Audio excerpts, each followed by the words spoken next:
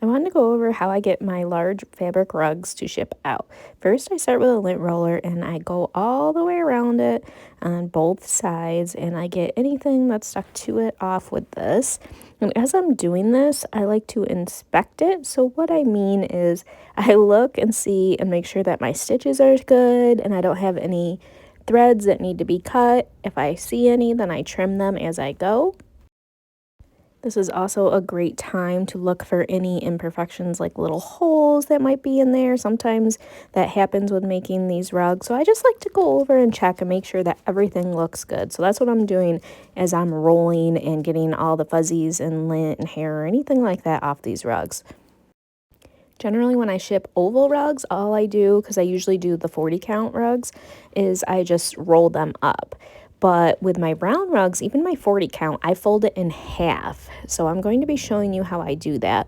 And the reason why I do that is just so that I'm not having to ship a really extra long box. So by folding it, it's going to get it to be in a shorter size. So that way it's just more manageable and doesn't cost as much to ship. So this rug here is 120 strips. It's 3 jelly rolls.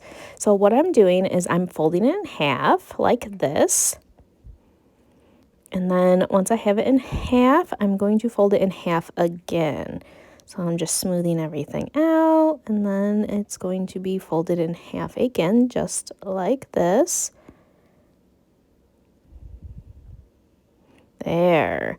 And so now once I have it like this, I am ready to roll it up.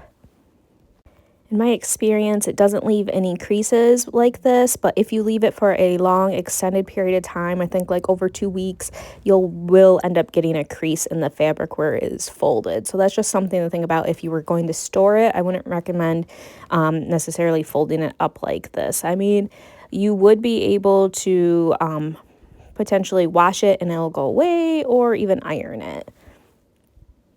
Then I use some thread or string or whatever I have handy here. Big old mess always.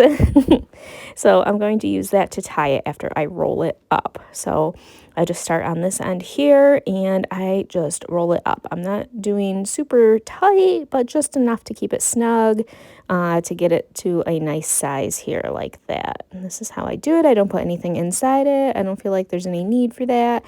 That's just how I do it. So I'm just smoothing everything out and rolling it up like this. Now I'm going to add my string and tie it off so that way it holds together. I only am using 2, but you could use as many as you'd like or whatever you need to tie it up. This is how I decided to do my rugs.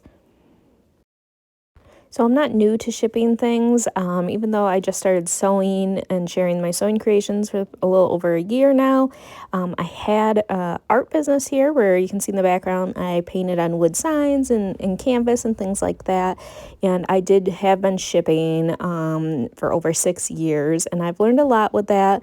And so I'm just carrying it over with my fabric creations too, and how I box and do everything.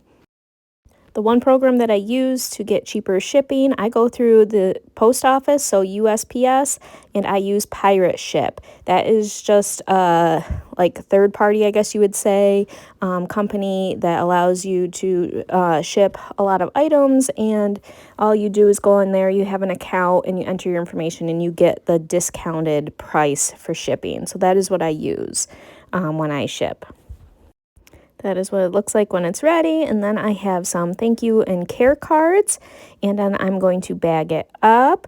Now, these are my newest care cards that I came up with. But before this, I was using printable ones that I have. And I also have some free printable sheets for you if you'd like to use them. They're on my website, christyshandmadecreations.com. You can use the search icon at the top and search for the size. Oh, what would these be called? Care guides? Care guides. That's what it's called. So I'm using these bags that I got when I was making hats, and I wanted to keep them safe. So I like to put it in the bags because sometimes things can get wet. You don't expect them to, but it can happen, especially if it's left out on a porch or something like that. So I add them inside these 2 bags that I got for hats, and then I add some stickers and tape. I just make sure that it's nice and secure with everything before I put it in my box.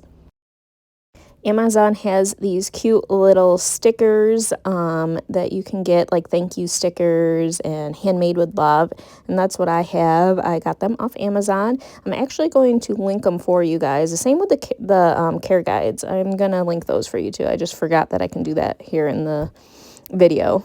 Here's my cute little stickers. I'm gonna add this on everything just for fun, and I like it. And this is what it looks like when I ship it out. So this here is all ready to go into a box. Now generally I buy in bulk 4x4 by 28 for my 40 count rugs, but since this one was bigger, I had to get a box from Walmart and break it down into this form. So I bought one box and the size is listed right here. Let's see, it was 15 by 12 by 10. So I got that at Walmart, I think for a couple bucks, and then I cut it in half and then I formed this box. And how I do that is I take my scissors and I score a line down, and then it makes it so that the box is easy to fold. And then I tape it up into the size I want it. I think it was 6 by 6 and 40, no, it's 36 inches long. I don't know why I keep wanting to say 48. But that's what it was. And so this one went from New York all the way down to Florida, and it cost me about $24, I think, to ship it this way through the United States Post Office. So I hope I covered all the bases. If you want more, know how to do anything else, let me know. I love answering questions, and I hope you found this helpful. Thank you.